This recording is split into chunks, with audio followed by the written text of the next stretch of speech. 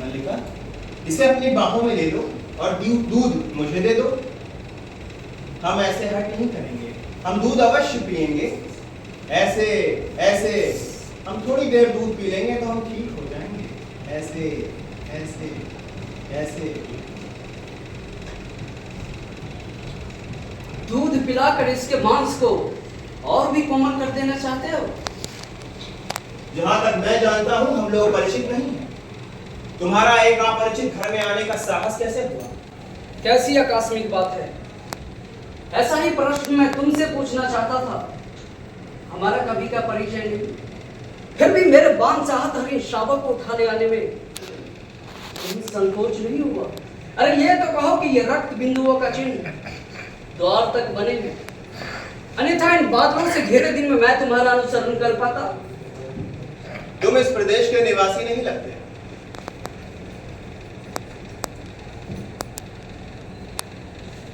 समझदार व्यक्ति जान पड़ते हो। मैं तुम्हारी वेशभूषा देखकर नहीं कह रहा। तो क्या मेरी ललाट की रेखाओं को देखकर जान पड़ता है? अच्छा, तुम ये चोरी के साथ साथ समुद्री का भी अभ्यास करते हो? तुम्हें ऐसा लांछन लगाते लज्जा नहीं आती?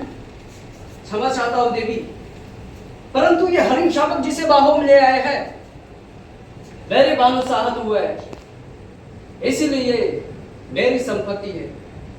मेरी संपत्ति मुझे लौटा तो देगी। इस प्रदेश में हरिणों का आखेट नहीं होता राजपुरुष। तुम इस प्रदेश में नए हो, इसलिए इतना ही पर्याप्त है कि हम तुम्हें इसके लिए अपराधी न माने। तो राजपुरुष का अपराध का निर्णय ग्रामवासी करेंगे। ग्रामीण युवक, अपराध और न्याय का शब्दार्थ भी जानते हो? जानकर आश्चर्य हुआ कि शब्द और अर्थ राजपुरुषों की संपत्ति है। समझदार व्यक्ति जान पड़ते हो, फिर भी ये नहीं जानते कि राजपुरुषों का अधिकार दूर दूर तक जाते हैं। मुझे देर हो रही है, यह हरिण शावक मुझे दे दो। इस प्रदेश में हरिणों का आखेट नहीं होता राजपुरुष, और ये हरिण शावक की इस पार्वत्य भूमि की संपत्ति है, और हम यहाँ के निवासी इसके सजातीय हैं। तुम ये सोचकर भूल कर रहे हो कि हम ये हरिण शावक तुम्हारे हवाले कर देंगे। मल्लिका, इसे अंदर ले जाकर किसी तल्प या आस्तरण पर। इस घर के तल्प और आस्तरण पशुओं के लिए नहीं है। तुम देख रही हो माँ? देख रही हूँ, इसलिए कह रही हूँ। इस घर के तल्प और आस्तरण मनुष्यों के लिए हैं, पशुओं के लिए नहीं। मल्लिका, इस हरिण शावक को मुझे दे दो। मेरी बाहों का आस्तरण ही इसके लिए पर्याप्त होगा। मैं इसे अपने साथ अपने घर ले जाऊंगा। और राजपुरुष दंतुल तुम्हें ले जाते देखता रहेगा? ये राजपुरुष की रुचि पर निर्भर करता है। राजपुरुष की रुचि अरुचि क्या होती है? संभवतः इसका परिचय देना तुम्हें आवश्यक होगा। संभवतः। संभवतः?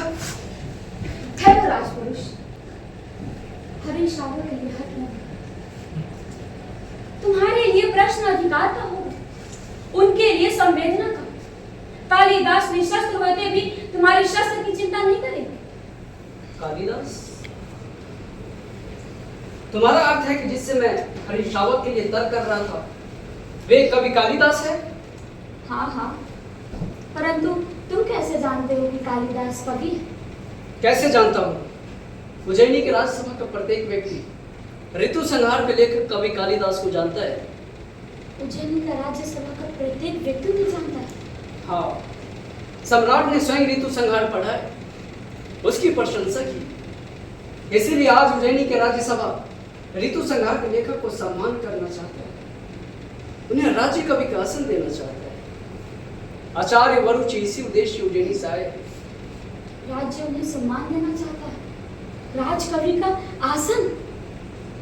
मुझे खेद है कि मैंने उसके साथ अशिष्टता का व्यवहार किया। मुझे उनसे क्षमा मांगनी चाहिए।